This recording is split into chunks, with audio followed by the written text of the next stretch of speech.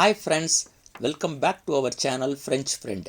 நாம் எல்லோருமே கஷ்டப்பட்டு சம்பாதிக்கிற பணத்தை சேமிக்கணும்னா முதலாவதாக சேஃபாக எங்கே முதலீடு செய்யலாம்னு பார்ப்போம். பிறகு அந்த முதலீடு அதிக ரிட்டர்ன்ஸ் கொடுக்கக்கூடியதாக இருக்கிறதா என்று பார்ப்போம். இப்போ நான் சொல்ல போகிற ஸ்கீமில் உங்களுக்கு சேஃப்டியும் இருக்குது, அடுத்து நல்ல ரிட்டர்ன்ஸும் கேரண்டியாக கிடைக்கும். நல்ல ரிட்டர்ன்ஸ் என்று சொல்கிறதை விட நீங்கள் போடுற பணம் 3 மடங்கு லாபம் தர்ற மாதிரி எப்படி முதலீடு செய்யணுன்ற ட்ரிக்கை இந்த வீடியோவில் உங்களுக்கு நான் சொல்ல போகிறேன். நீங்கள் எல்லோருமே போஸ்ட் ஆஃபீஸின் பல சேமிப்பு திட்டங்களை பற்றி தெரிஞ்சு வச்சிருப்பீங்க. அந்த சேமிப்பு திட்டத்தில் ஒன்றுதான் இந்த தபால் அலுவலக சிறப்பு நிரந்தர வைப்பு நிதி திட்டம், அதாவது post office time deposit account. இந்த ஸ்கீமில் 1 இயர் டெபாசிட்டிற்கு 6.9% கொடுக்குறாங்க. 2 வருஷ டெபாசிட்டுக்கு 7%, 3 வருஷ டெபாசிட்டுக்கு 7.1% தராங்க.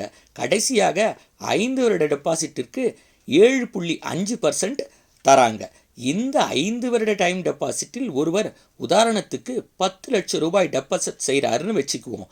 இந்த 5 வருட முடிவில் 7.5% இன்ட்ரெஸ்ட்டுக்கு அவருக்கு 4,49,948 ரூபாய் தான் கிடைக்கும். பிறகு எப்படி 30 லட்சம் கிடைக்கும் என்று நீங்கள் கேட்கறது எனக்கு தெரியுது.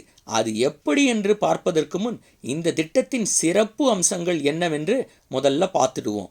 முதலாவதாக, இது அரசாங்கத்தால் ஆதரிக்கப்படும் திட்டமாக இது உங்கள் பணத்திற்கு அதிக பாதுகாப்பை உறுதி செய்யுது. இந்த திட்டத்தில் 7.5% வருடாந்திர வட்டி தராங்க.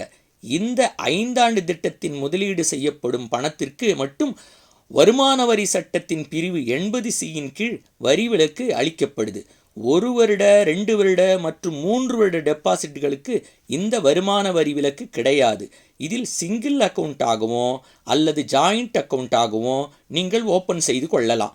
ஒரு போஸ்ட் ஆஃபீஸிலிருந்து இன்னொரு போஸ்ட் ஆஃபீஸிற்கும் டிரான்ஸ்ஃபர் செய்து கொள்ளலாம்.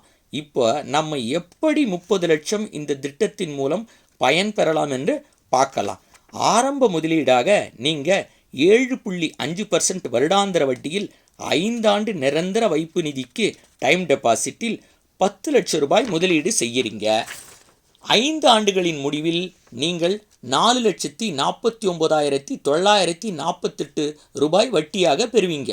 இப்போ மொத்த தொகையாக 14,49,948 ரூபாய் உங்களிடம் இருக்கும்.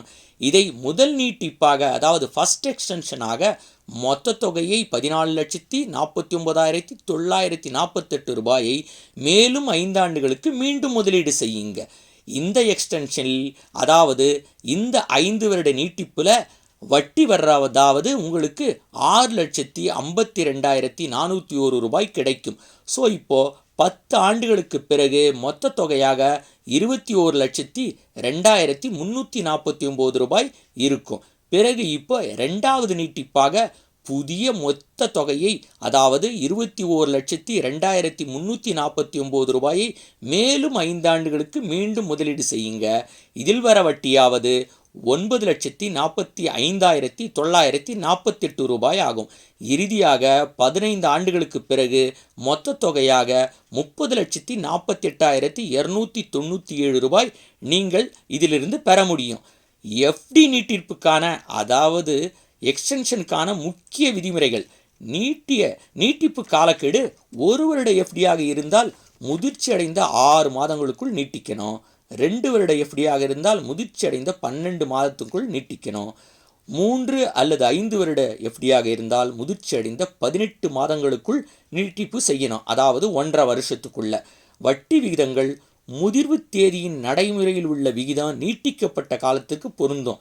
அதாவது மெச்சூரிட்டி நேரத்தில் என்ன வட்டி விகிதம் இருக்கோ அதுதான் உங்கள் எக்ஸ்டென்ஷன் பீரியடுக்கும் அப்ளிகபிளாக வரும். இந்த திட்டம் அரசாங்கத்தால் ஆதரிக்கப்படும் திட்டமாக இது உங்கள் பணத்திற்கு அதிக பாதுகாப்பை உறுதி செய்யுது.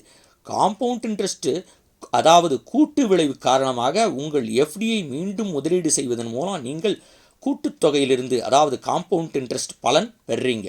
உங்கள் வருமானத்தை கணிசமாக அதிகரிக்க இது உதவுது. வரி சேமிப்பு 5 வருட எஃப்டியுடன் வரி விலக்குகளை நீங்கள் பெறுறீங்க. 1 வருஷம் 2 வருஷம் 3 வருஷம் எஃப்டிக்கு இது கிடையாது. அரசு பாதுகாப்பு, உங்கள் அசல் மற்றும் வட்டி பாதுகாப்பாக இருப்பதை இது உறுதி செய்யுது. பாதுகாப்பான மற்றும் நீண்டகால செல்வத்தை உருவாக்கும் அதிக லாபம் தேடும் முதலீட்டாளர்களுக்கு இந்த திட்டம் ஒரு சிறந்த தேர்வாக இருக்குது.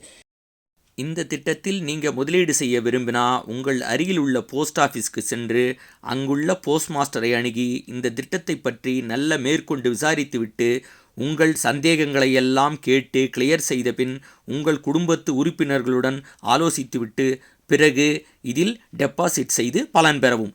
மீண்டும் மற்றும் ஒரு பதிவில் சந்திப்போம். நன்றி, வணக்கம்.